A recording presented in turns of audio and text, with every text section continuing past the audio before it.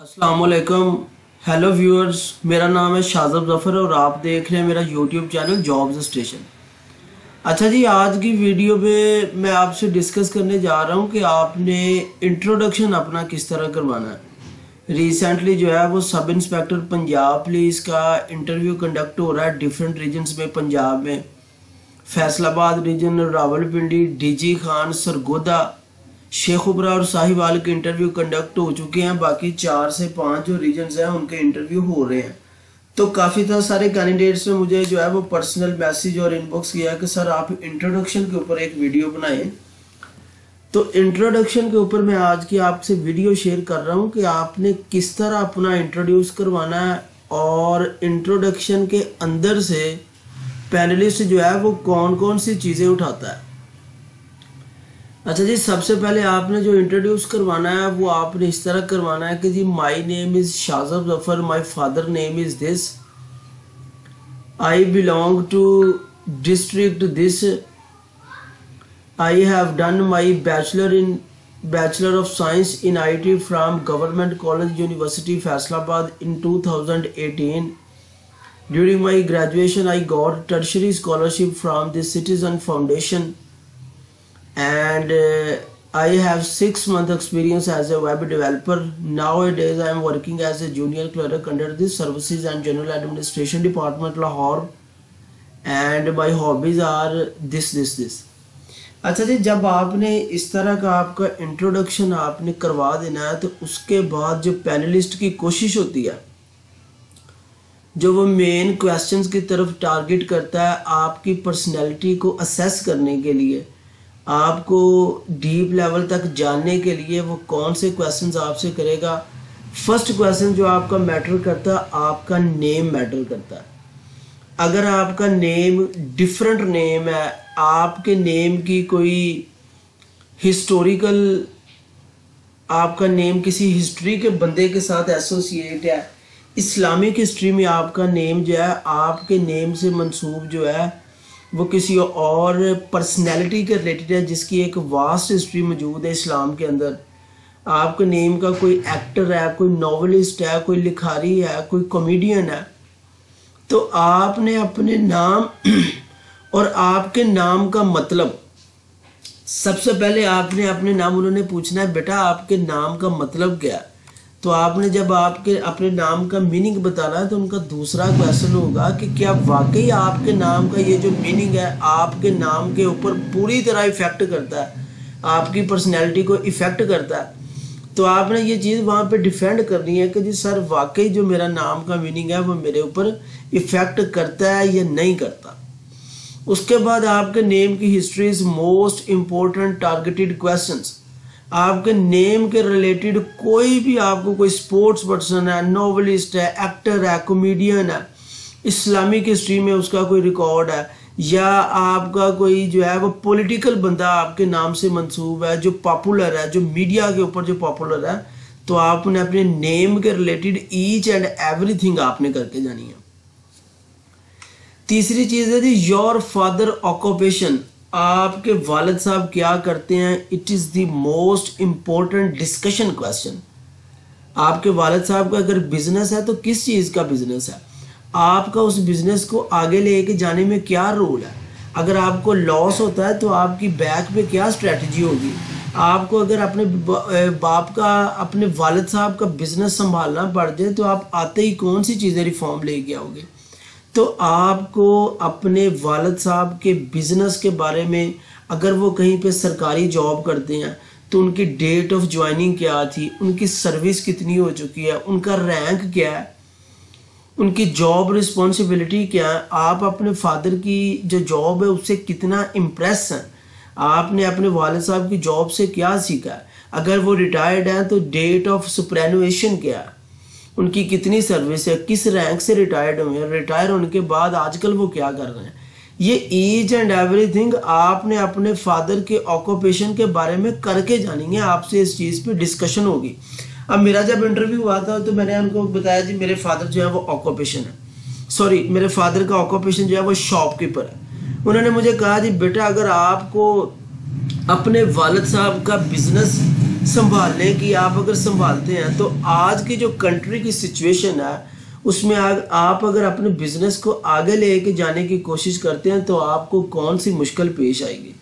तो मैंने कहा कि सर जो है वो महंगाई, तो उन्होंने कहा जी महंगाई का तो ताल्लुक ही नहीं है। एक चीज़ जो पहले आपको 100 रुपए की मिल रही थी आप 120 की सेल कर रहे थे, अब आपको 120 की मिलती है तो आप 140 की सेल कर दोगे, आपका महंगाई से ताल्लुक ही नहीं है। तो मैंने कहा सर सबसे बड़ा जो मसला आ रहा है वो मार्केटिंग करने में मसला आ रहा है इस महंगाई की वजह से। तो आपने अपने फादर की ऑक्यूपेशन को इस लेवल का तैयार करके जाना है कि आप वहां पे काउंटर क्वेश्चंस को डिफेंड कर सके। उसके बाद ये चौथी चीज होती है टाउन या विलेज हिस्ट्री। देखें समटाइम्स कुछ कैंडिडेट्स ऐसे होते हैं वो डायरेक्ट अपने ज़िले के बारे में बता देते हैं। ज़िले से को बताने से पहले मैं आपको सजेस्ट ये करूँगा, अगर तो आपका विलेज या आपका टाउन का नाम बहुत यूनिक है, उसकी कोई हिस्टोरिकल हिस्ट्री है आपके गांव की, कोई ऐसी पर्सनैलिटी मुग़ल दौर की या अंग्रेज़ों के दौर की ऐसी पर्सनैलिटी आपके विलेज से मंसूब है, तो काइंडली आप अपने इंट्रोडक्शन में अपने विलेज का नाम लाजमी मेंशन करें, क्योंकि पैनलिस्ट इसके ऊपर आपसे क्वेश्चनिंग कर सकता है। तो ये आपके लिए पॉजिटिव पॉइंट होगा। जितनी ज़्यादा डिस्कशन आपकी पर्सनैलिटी के रिलेटेड आपके इंट्रोडक्शन के ऊपर होगी, वही चीज़ आपके पॉजिटिव पॉइंट में जाके आपके नंबर बढ़ेंगे। तो अगर आपका टाउन या आपका विलेज एक हिस्ट्री के ऊपर डिपेंड करता है तो आपने लाजमन उसका नाम जो है वो इंट्रोडक्शन में मेंशन करना है। उसके बाद है जी आपका डिस्ट्रिक्ट, आपका मैं ज़िला शेखुपुरा से मेरा ताल्लुक है, तो आपने अपने ज़िले की कंप्लीट प्रोफाइल तैयार करनी है। आपके ज़िले की फेमस पर्सनैलिटीज़ कौन सी हैं। राना नवीद उल हसन हमारे जो ज़िले के क्रिकेटर रह चुके हैं। मोहम्मद आसिफ फास्ट बॉलर थे पाकिस्तान क्रिकेट टीम के, वो यहाँ से उनका ताल्लुक था। पीर वारिस शाह का ताल्लुक यहाँ से था। इसके अलावा जो है यहाँ पे जितनी भी फेमस और हिस्टोरिकल प्लेसेस हैं, हिस्टोरिकल पर्सनैलिटीज़ हैं, आपको अपने ज़िले के बारे में पता होना चाहिए। उसके बाद ही हिस्टोरिकल प्लेसेस हिरन मीनार शेखुपुरा, शाही किला, इसके अलावा स्टेडियम है, पीर वारिस शाह का दरबार है, पीर बहार शाह का दरबार है। तो ईच एंड एवरीथिंग आपके ज़िले के अंदर जितनी भी हिस्टोरिकल प्लेसेस हैं आपने वो तैयार करके जानी है। उसके अलावा जी आपके ज़िले की टोटल तहसील्स कितनी हैं, तहसील्स के नाम आपने बताने हैं। आपका ज़िला जो है वो अपना बॉर्डर कितने दूसरे ज़िलों के साथ शेयर करता है। जैसे शेखुपुरा जो है वो फैसलाबाद को भी मिलता है, ननकाना साहब को भी जाता है, लाहौर को भी जाता है, सरगोदा को भी जाता है, हाफजाबाद को भी जाता है, गुजरांवाला को भी जाता है। तो आपके ज़िले की बाउंड्री लाइंस जो है वो दूसरे कौन से ज़िला के साथ शेयर करते हैं, आपने ये चीज़ तैयार करके जानी है। करंट आपके डीपीओ कौन है। बेसिकली आप सब इंस्पेक्टर पंजाब पुलिस का इंटरव्यू देने जा रहे हैं तो आपको अपने ज़िले के करंट डीपीओ के बारे में पता होना चाहिए। क्राइम रेट इन डिस्ट्रिक्ट, आपके ज़िले में क्राइम रेट कौन सा है। हमारे ज़िले में डकैती और रॉबरी सबसे ज़्यादा है। तो आप किसी भी पुलिस वाले को अपने दोस्त से पूछ सकते हैं कि हमारे ज़िले में सबसे ज़्यादा क्राइम रेट कौन सा है, वो आपको गाइड कर देंगे इसके बारे में। टोटल एमएनएस कितनी, एमएनएस मतलब नेशनल असेंबली में टोटल आपके ज़िले की कितनी सीट्स हैं, प्रोविंशियल असेंबली में आपके टोटल कितने एमपीएस बैठे हुए हैं। कंप्लीट हिस्ट्री ऑफ डिस्ट्रिक्ट, अगर अब मैं अपने ज़िले की बात करूं तो मेरे ज़िले की हिस्ट्री सन 17वीं सदी से 1605 से लेकर ऑनवर्ड जहांगीर के दौर से मेरी हिस्ट्री जो है मेरे ज़िले की स्टार्ट है। तो आपने अपने ज़िले की प्रोफाइल इस लेवल की करनी है कि आपके ज़िले के ऊपर अगर वो डिस्कशन करता है तो आप वहाँ पे इजीली काउंटर क्वेश्चंस को डिफेंड कर सके। आपके ज़िले मशहूर क्यों है, किस चीज़ की वजह से मशहूर है, ऐसा क्या है वहाँ पे कि आपके ज़िले को याद किया जाता है। तो ये आपने अपने ज़िले के बारे में कंप्लीट प्रोफाइल तैयार करनी है। उसके अलावा जी आपने ग्रेजुएशन की डिग्री कहाँ से की है, ग्रेजुएशन की डिग्री कौन से साल में की है, टोटल सीजीपीए आपकी कितनी है, टोटल आपने कितने सब्जेक्ट्स पढ़ के गए हैं, आपकी ग्रेजुएशन डिग्री में टोटल कितने सब्जेक्ट्स पढ़े हुए हैं। विच इंस्टीट्यूट डिग्री, देखें जी ग्रेजुएशन की डिग्री आपने जिस इंस्टीट्यूट से की होगी उस इंस्टीट्यूट की हिस्ट्री तैयार करना कंपल्सरी है। मैंने गवर्नमेंट कॉलेज यूनिवर्सिटी फैसलाबाद से डिग्री की थी तो मुझे जीसी के बारे में ईच एंड एवरीथिंग पता होना चाहिए। आपने पंजाब यूनिवर्सिटी से डिग्री की है तो आपको पंजाब यूनिवर्सिटी का पता होना चाहिए। जिस इंस्टीट्यूट से आपने रिसेंटली ग्रेजुएशन की डिग्री की है उस इंस्टीट्यूट के बारे में आपको ईच एंड एवरीथिंग आपको पता होना चाहिए। उसके बाद है जी यानी स्कॉलरशिप इन ग्रेजुएशन। अगर आपने अपनी ग्रेजुएशन के दौरान कोई भी स्कॉलरशिप जो गेन किया है तो आपने अपने इंट्रोडक्शन में ये चीज़ लाजमी मेंशन करनी है। आपने अगर जो है वो पीफ का स्कॉलरशिप लिया है, आपने गवर्नमेंट लेवल पे कोई स्कॉलरशिप लिया है, HEC नीड बेस लिया है, कोई भी स्कॉलरशिप आपने खा वो प्राइवेट फर्म से लिया है या आपने गवर्नमेंट इंस्टीट्यूट से लिया है तो आपने उस स्कॉलरशिप को लाजमी मेंशन करना है। इसका फ़ायदा ये होगा कि आपसे 1-2 क्वेश्चंस भी हो जाएंगे, नंबर 2 आपकी स्ट्रगल के बारे में पैनलिस्ट को पता चल जाएगा। उसके अलावा जी now days what are you doing. देखिए जी सबसे मोस्ट इम्पोर्टेंट क्वेश्चन जो सब इंस्पेक्टर पंजाब पुलिस के इंटरव्यू में पूछते हैं, बेटा आप आजकल क्या कर रहे हैं। अगर आप होम ट्यूशन्स पढ़ा रहे हैं तो आपको जो आपका सब्जेक्ट स्पेशल है, मैथ है, कंप्यूटर है, इंग्लिश है, उसके बारे में आपको ईच एंड एवरीथिंग पता होना चाहिए।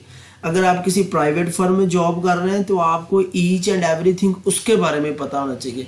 वो फर्म कब बनी, आपकी सैलरी कितनी है, आपकी जॉब रिस्पॉन्सिबिलिटी कितनी है, आपने किस किस प्रोजेक्ट में काम किया, आया वो प्रोजेक्ट लाइव है या नहीं है, आपको अपनी जॉब्स रिस्पॉन्सिबिलिटी के बारे में ईच एंड एवरीथिंग पता होना चाहिए। आपने कभी भी ये चीज़ वहाँ पे नहीं कहनी कि सर आजकल मैं फारिग हूँ या आजकल मैं पढ़ रहा हूँ। आपने कोई ना कोई वहाँ पे अपना काम बताना है। आप होम ट्यूशन पढ़ा लें, आप कोई छोटे सा बिजनेस के बारे में बता दें, आप कोई भी चीज़ आपने वहाँ पे बतानी लाजमी है कि सर मैं फारिग नहीं बैठ, मैं कुछ ना कुछ कर रहा हूँ, ताकि ये उसका फ़ायदा ये होगा कि उसके ऊपर आपसे 4 से 5 क्वेश्चंस आपसे हो जाएंगे। ये आपके लिए बेनिफिट होगा। कभी भी आपने ये नहीं कहना कि सर मैं सिर्फ PPSC की तैयारी कर रहा हूँ, मैं फारिग हूँ आजकल, तो आपने ये चीज़ आपकी नेगेटिव पॉइंट में जाएगी। उसके बाद है जी question number 10 your current job detail. देखिए मुझे बहुत सारे कैंडिडेट्स ने मुझे कॉल किया, मैसेजेस किए हैं कि सर आप एक इस टॉपिक के ऊपर वीडियो बताएं जो ऑलरेडी जो है वो जॉब कर रहे हैं। अभी रिसेंटली ना मुझसे एक कैंडिडेट ने कॉल पे बात की थी, वो पेट्रोलिंग हाईवे पुलिस में जॉब कर रहा था, तो उसने बताया कि सर मुझे ये जॉब बतानी। देखें जी आपको लाजमन ये जॉब बतानी चाहिए। इसका फ़ायदा क्या होगा, 5 से 6 क्वेश्चंस आपके करंट जॉब पे मस्ट होंगे। ठीक है। अब उसने मुझे कहा था कि सर मैं पेट्रोलिंग हाईवे पुलिस में एज ए कांस्टेबल जॉब कर रहा हूँ। आपको पेट्रोलिंग हाईवे पुलिस के बारे में ईच एंड एवरीथिंग पता होना चाहिए। आपका इदारा कब बना था, करंट आपका हेड कौन है, आपका एरिया कहाँ तक है, आपकी जॉब रिस्पॉन्सिबिलिटी क्या है, आपकी सर्विस कितनी हो चुकी है, बैड थिंग्स क्या है आपकी डोमेन में, गुड थिंग्स क्या है, आप इस जॉब को स्किप करके सब इंस्पेक्टर के लिए क्यों आना चाह रहे हैं। अगर आपकी करंट जॉब के रिलेटेड आपके 2 या 3 क्वेश्चन मिस हो गए तो ये आपके लिए बैड इम्पैक्ट जाएगा। अब मैं जो क्लर्क की जॉब कर रहा हूँ तो मुझसे वो पूछेंगे नोटिंग एंड ड्राफ्टिंग क्या होती है, आपके जो डिपार्टमेंट है उसका पर्पस क्या है, डिपार्टमेंट का सेक्रेटरी कौन है, एडिशनल सेक्रेटरी कौन है, आप हमें बताएं कि नोटिंग और ड्राफ्टिंग क्या होती है, आप DFA क्या होता है, ठीक है, फ्लैगिंग क्या होती है, अब किस तरह आपकी जॉब रिस्पॉन्सिबिलिटी क्या है, आपने आज तक अपने डिपार्टमेंट को कौन सी सर्विसेज प्रोवाइड की हैं, क्या आप अपने डिपार्टमेंट से मुतमईन हैं। अपने डिपार्टमेंट के बारे में 2 से 3 बैड थिंग्स बताएं, अपने डिपार्टमेंट के बारे में 3 से 4 चीज़ें अच्छी चीज़ें बताएं। तो बेटा जी आपने करंट जॉब और करंट डिपार्टमेंट के रिलेटेड आपको ईच एंड एवरीथिंग पता होना चाहिए। क्वेश्चन नंबर 11 है जी why you skip your current job. Most tricky questions in this sub inspector Punjab police interview कि आप अपने इस डिपार्टमेंट को क्यों स्किप करना चाह रहे हैं। क्या ये डिपार्टमेंट इतना ही बुरा है कि आप इस डिपार्टमेंट को छोड़ के, आपने अपने डिपार्टमेंट को 5 साल सर्विस दी है, क्या आप अपने डिपार्टमेंट को छोड़ के यहाँ पे क्यों आना चाह रहे हैं। क्या ये वाली जॉब सुकून की जॉब नहीं है कि आप 24 आवर जॉब करने के लिए यहाँ पे आ रहे हैं। तो बेटा जी ये 10 से 11 ऐसे क्वेश्चन हैं जो आपके इंटरव्यू के अंदर पैनलिस्ट की कोशिश होती है कि मैं इन क्वेश्चंस के ऊपर बात करूं, इस बंदे को खंगालने की कोशिश करूं, इसकी पर्सनैलिटी को जज करने की कोशिश करूं, अपनी असेसमेंट चेक करूं।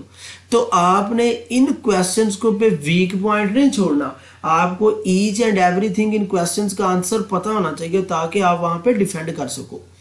तो मेरी वीडियो बनाने का पर्पस ये था, काफ़ी सारे कैंडिडेट्स कर रहे थे कि सर इंट्रोडक्शन के ऊपर एक वीडियो बनाएं, तो इंट्रोडक्शन करवा के उसके बाद आप मेंटली तौर पे इन 11 क्वेश्चंस के लिए आपको प्रिपेयर रहना चाहिए। तो ऐसे तमाम कैंडिडेट्स जिन्होंने अभी सब इंस्पेक्टर पंजाब पुलिस का इंटरव्यू देना है उनसे रिक्वेस्ट है काइंडली मेरा चैनल सब्सक्राइब कीजिए। इससे पहले मैं तकरीबन 40 से लेकर 42 वीडियो जो sub inspector purely sub inspector के लिए मैं वीडियोस अपलोड कर चुका हूँ। उन वीडियोस को बार बार देखें, 2 से 3 बार देखें ताकि आपको आइडिया हो। मैं उम्मीद करता हूँ आपको ये वीडियो देखने के बाद आपका 80 to 90% कॉन्फिडेंस बहाल हो जाएगा।